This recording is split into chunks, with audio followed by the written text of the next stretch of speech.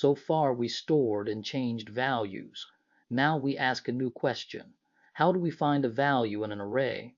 Let's start with the simplest search. Linear search is the simplest way to find a value. It works on any array, sorted or not. We walk from left to right and check one slot per step. The first match wins.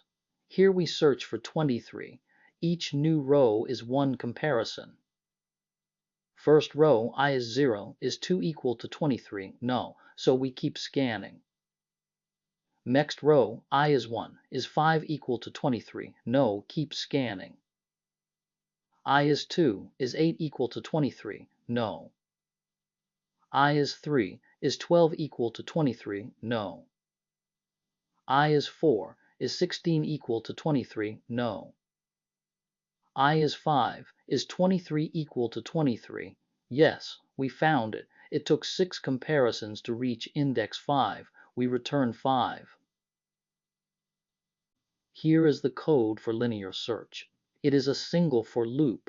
We walk I across every slot. At each slot we compare the value with the key.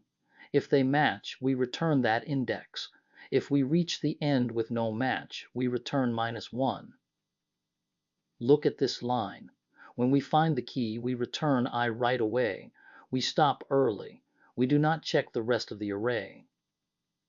Now the cost. The best case is big O of 1 when the match is at index 0. The worst and average case is big O of n when the key is near the end or absent. A match near the front is cheap because we stop early. What happens when the value is not there at all? Then there is no early exit.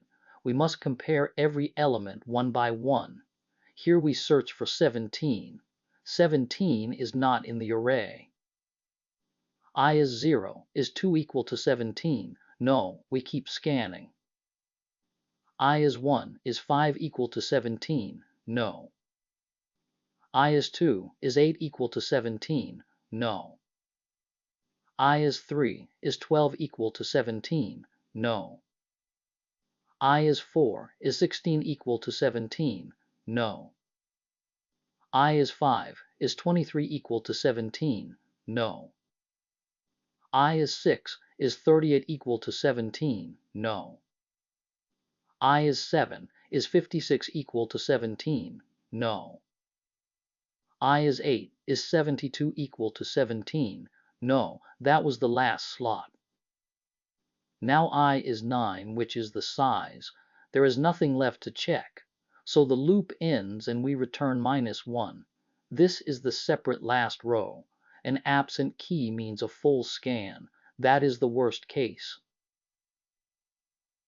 The scan reached the end with no match. So I becomes 9, which is the size, and the function returns -1. An absent key is the worst case. There is no early exit, so the scan touches every element and then takes one more step past the end to stop. Let us name the cost. The best case is big O of 1 when the match is right at index 0. The worst and average case is big O of n. A sorted array does not help linear search, but sorting will unlock something far faster next.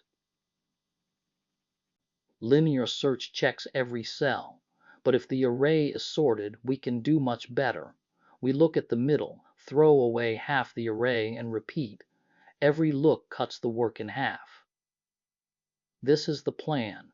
We keep an interval from low to high that must hold the key if it is there. We look at the middle cell mid. If A at mid is the key, we are done. If A at mid is less than the key must be on the right, so we set low to mid +1. If A at mid is bigger, the key is on the left, so we set high to mid -1. Then we repeat. Let's feel how fast this is. Each look halves what is left. So the cost is just how many times we can have. 1,000 values take about 10 looks. 1,000,000 takes about 20. 1,000,000,000 takes about 30. Double the data and you pay just one more look, not double the work. But there is a trap. Binary search trusts the order on every look. If you run it on unsorted data, it can throw away the half that holds the key. Then it says not found with no crash and no warning. The answer is just quietly wrong. Sorted is a rule you must keep first. The function never checks it for you. Now let's write binary search as clear steps. The indices go from 0 to n-1. The interval from low to high includes both ends. We start with low at 0 and high at n-1. This interval covers the whole array. It is the space where the key might still be. We loop while low is less than or equal to high. That means the interval still has cells in it. Each time we compute mid. Mid equals low plus high minus low divided by 2. We write it this way so the numbers never grow too big and overflow. Then we check 3 cases. If A at mid equals the key, we return mid. We found it. If A at mid is less than the key is on the right, so we set low to mid plus 1. Otherwise, the key is on the left, so we set high to mid minus 1. If the loop ends, the interval is empty and the key is not there, so we return nil, which means not found. Because each step throws away half the cells, we do about log base 2 of n steps in total. Let us trace binary search by hand. This is a sorted array of 9 values. We search for 23. We keep an interval low to high. The interval is inclusive. That means the key, if it is here, is always inside it. Before we begin, try to guess. Linear search needed 6 comparisons to reach 23. How many probes will binary search take? Pick a number, then follow along on the next slide. Here is the trace. At the start, low is 0 and high is 8. The key, if it is here, is somewhere inside this interval. First compare. Low is 0, high is 8, so mid is 4. I at index 4 hold 16. 16 is less than 23, so the key must be on the right side. This row only compares. We do not move a bound yet. Now we narrow. We drop the whole left half, indices 0 to 4. We move low up to 5. This is a separate step from the compare. The new interval is 5 to 8. Second compare. Now low is 5 and high is 8, so mid is 6. A at index 6 holds 38. 38 is bigger than 23, so the key must be on the left. Again, this row only compares. Now we narrow again. We drop the right half, indices 6 to 8. We move high down to 5. The new interval is 5 to 5. Just one cell is left. Third compare. Low and high are both 5, so mid is 5.